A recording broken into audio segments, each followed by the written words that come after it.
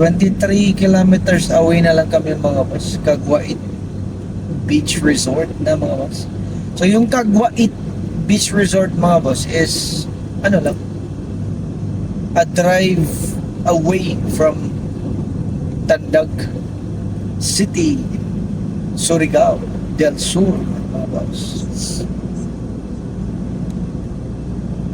So update na lang mga boss pag nandun na kami ha. Sige.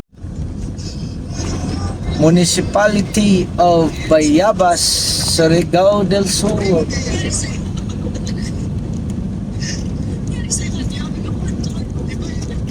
So 11 kilometers na lang mga boss away from Caguait. So we're almost there mga boss. We're almost there.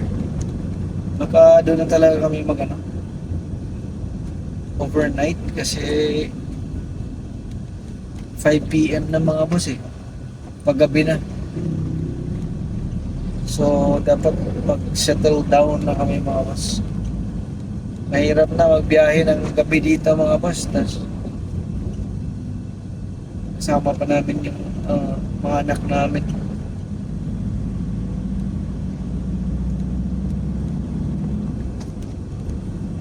Bukas na naman yung biyahe.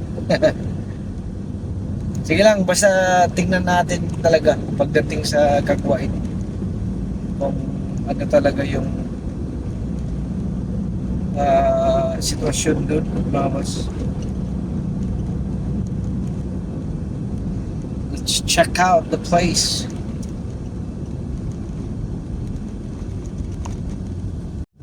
Okay. So may pabutuan mga boss na daan dito. May pabayabas. So dito tayo paliko pa butuan na daan. Ayun 6 kilometers away Caguait. At mayroon na ring San Agustin. Yung mga boss, San Agustin, dun yung Britannia Group of Islands. Sa yan, San Agustin. So talagang malapit lang silang dalawa, yung Caguait at saka San Agustin.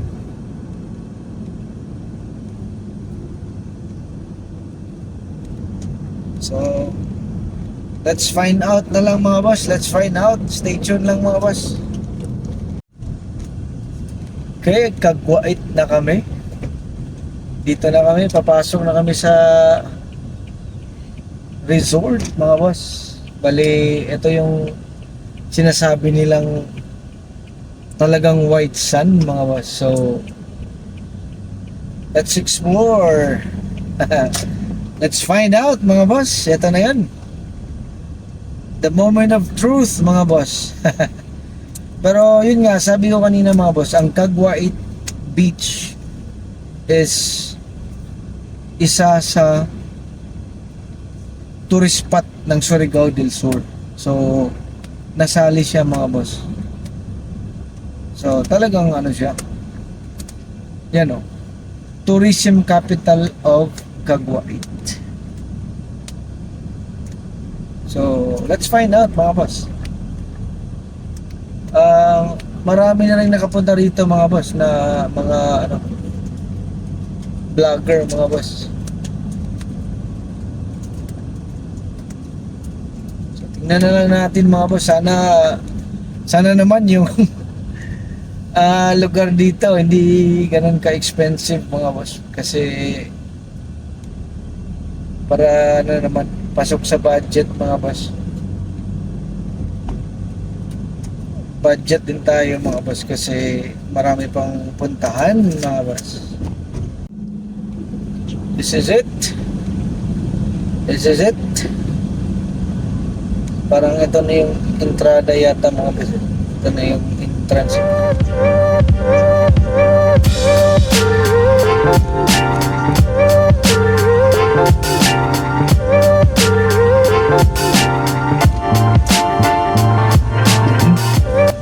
Parang may 20 pesos per head na bayan.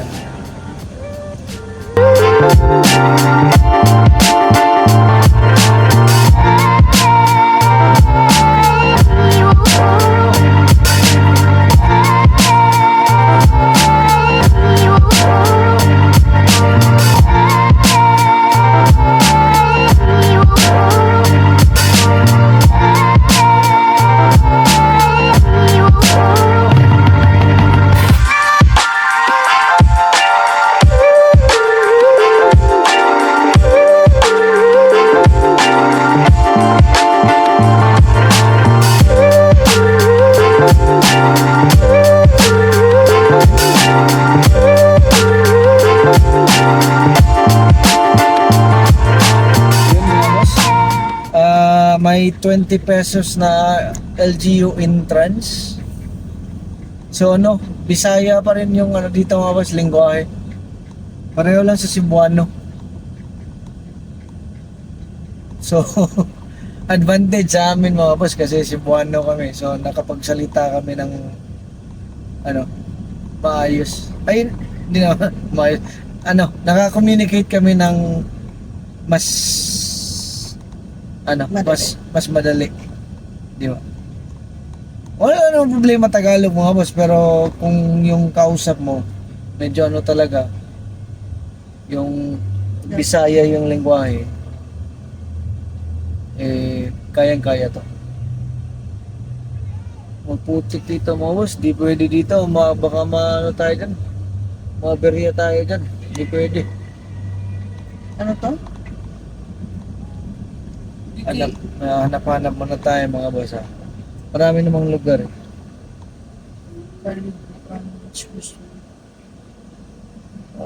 Parang medyo ano to eh. Villa Miguel, may Villa Miguel eh. Ito eh.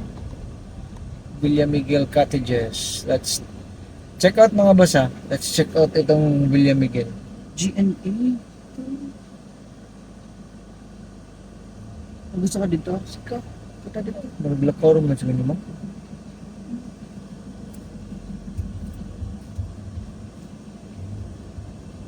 Let's try this mga boss. Cottage lang. Ha?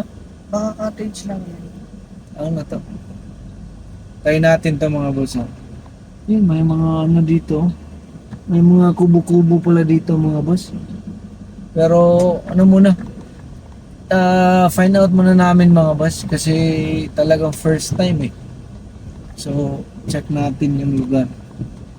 May mga rooms naman pala. So pwede talaga tayong magtanong dito mga boss. Wala na last. Wait lang mga boss ah. Tanong tayo dito. Wait lang mga boss. Ito na yung Kagwait mga boss. Dito maganda. Talagang maganda dito mga boss. Yung lugar. Pero ang problema namin ito kung may matulugan ba dito or Boy Scout lang mga boss. Pero maganda. Maganda dito mga boss. Maganda yung lugar. Dito yun sila Boy P. Shout out Boy P. Dito kami sa lugar na kung saan kayo nagstay. Try natin mag-ask mga boss ha, kung magkano. Okay mga boss, medyo ano na, madilim. Kasi ano na eh, 6 PM na mga boss eh. 2 minutes. So 2 minutes na lang. Anyway mga boss, ang nangyari is nag-decide kami na wag na lang mag-stay sa Kagwait Beach. Kasi unang-una mga boss, expensive pala. Akala namin mura dito. Sa bulsa. Or akala namin ano lang, hindi naman akala na mura kasi 'di ba? Hindi ka naman talaga mag-expect ng mura. Pero ano siya mga boss, medyo mahal siya. Kasi isang room 5,000. Family room 'yun. Tapos anong oras na? Anong oras na mga boss, 'di ba? 12 out pa rin yung check out bukas. Tapos alam mo naman Okay. yung amin daan lang sana dito eh. Tapos bali experience the place lang. Parang biglang pumasok lang ito sa isip namin eh na dadaan ng Kagwait. Kasi nga nakita ko na sikat din siya. Makikita niyo naman sa video mga boss eh na talagang maputi yung sand. May lugar doon na talagang maganda naman talaga mga boss eh. To be fair sa kanila, maganda siya. Yung spot. Nung napili namin talagang okay na sana yun eh. Okay na sana eh. Pero kaya hindi kami natuloy sa 5,000. Tapos may iba pang lugar na talagang okay. Okay na sana talaga yun eh. Cottage lang siya. Okay lang sana namin doon eh. Parang Boy Scout na lang kami doon eh. Yung overnight sa cottage tapos gano'n na lang wali parang Boy Scout type na lang kami sana doon. Ang problema, Ang problema mga boss is magbabayad ka ng 1.5 tapos walang ilaw. Walang ilaw ang lugar mga boss. So madilim. may mga anak ako mga boss, hindi naman pwede yun. Diba? So, So pero let's vote beach out. wise mga boss, makikita nyo man talagang maganda. So ibigay natin sa kanila yan mga boss. Maganda yung beach nila. Okay na. Bali okay na rin talaga. Ang ano lang accommodation. Siguro kung maaga-aga kami napunta dito, siguro maka-inquire kami ng maayos. Siguro maka-settle kami. Pero 6 na kasi mga boss kaya ibang resort na puno na or ang Tapos ibang parang may merong program yata. Oh, may Search for program. Miss Ayla Cambini. O tsaka iilawan ko na lang mga boss ha. Tsaka ano rin mga boss, yung wala nang nagbabantay sa mga resort, parang umuwi na. Yung mga natira na lang customer na nag-overnight. So wala kaming mapagtanungan. So ito na nga. Ito na yung decision mga boss. So ang decision namin is Diretso na lang. tutuloy na lang kami sa Britannia, which is yun talaga yung first namin, first na decision or sorry, yun talaga yung nasa itinerary namin mga boss, Britannia. So yun na lang, follow na lang tayo sa itinerary. Ganun naman talaga mga boss kahit gusto mong i-segue ibang mga puntahan, pero babalik ka rin sa itinerary mo mga boss. Pag hindi gumana ang Oo, plan. pag hindi gumana. Diretso plan. Kaya talaga mga boss, importante may itinerary kayo kasi pag wala talaga. Kasi pag ganito, pagpuntahan nyo, wala pala. Ano yung susunod nyo? Wala kayong plano ahead So, saan? Babalik kami dito o babalik kami Surigao. So, mawawala ka talaga mga boss. So, mas mabuting may itinerary mga boss, may plan na sinusunod nyo para kung kahit anong mangyari may balikan kayo, may parang base plan. So yun ang nangyari mga boss, balik kami sa base plan Britannia. Meron na rin kaming may lugar na suggest, shout out si Sir Shelo. May lugar siya na nasuggest sa amin dun yung La Entrada. Talagang sa Britannia yun daw okay din na inn. So doon na lang siguro kami talaga mga boss para maka-relax ng maayos. Kasi nga sabi ko talagang importante yung maka-relax mga boss. So galing dito sa mga boss, galing sa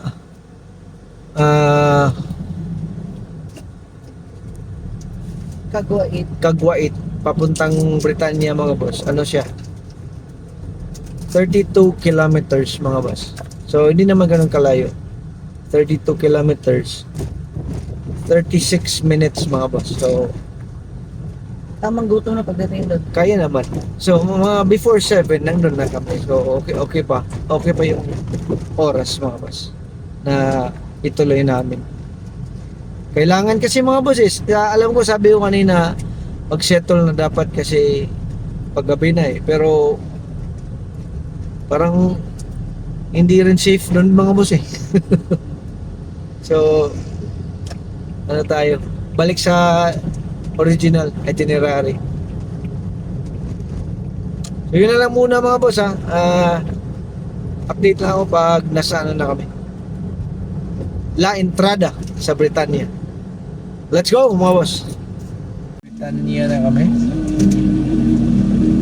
So parang sa to, LGU. May mga siguro entrance environmental fee siguro mga boss or Pero muna kami ngayon mga boss, magstay sa Itatanong muna or natin. itatanong muna namin yung La Entrada. La Entrada. Yan yung lugar na gusto namin, try namin itanong kung magkano.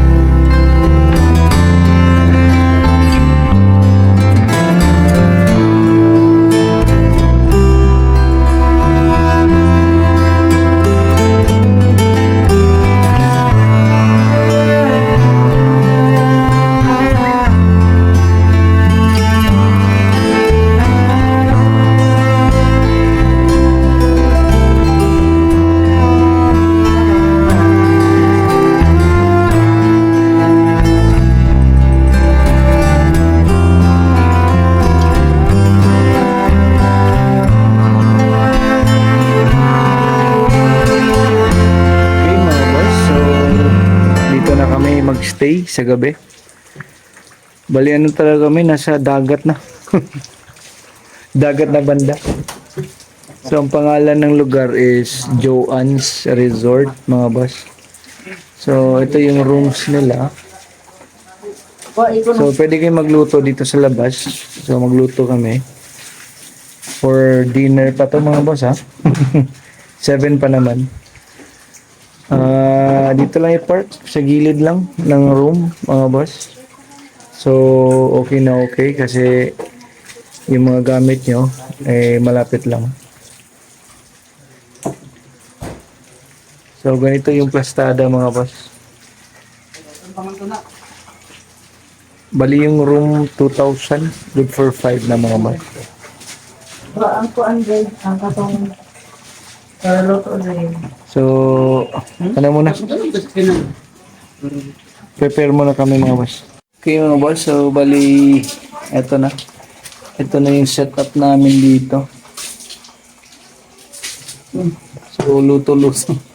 Gamit yung butane mga boss. So chef cook muna tayo ngayon mga boss ha. Chef cook muna tayo. Luto ng... Ito yung mga ulam namin. Pakita ko sa inyo. So yan na nga mga boss oh. So rice. So may dalawa kaming nagbaon kami ng dalawang butane stove. So butane yan. Dalawang stove. So luto kami nga ng isda at saka squid. Parang carnazal feels lang. So yan mga boss. So yan yung asawa ko. Chef cook mode kami ngayong dalawa mga boss ha. Ready muna kami para sa mga anak namin at kami. Kain na kami. Gutom na mga boss eh. 7 o'clock na. Sige mga boss, update namin. Lakad-lakad yung mamaya sa dagat. Sige mga boss. Okay mga boss, so ano na kami for pump boat ride sa Britannia Island mga boss. Ito. So mga boss.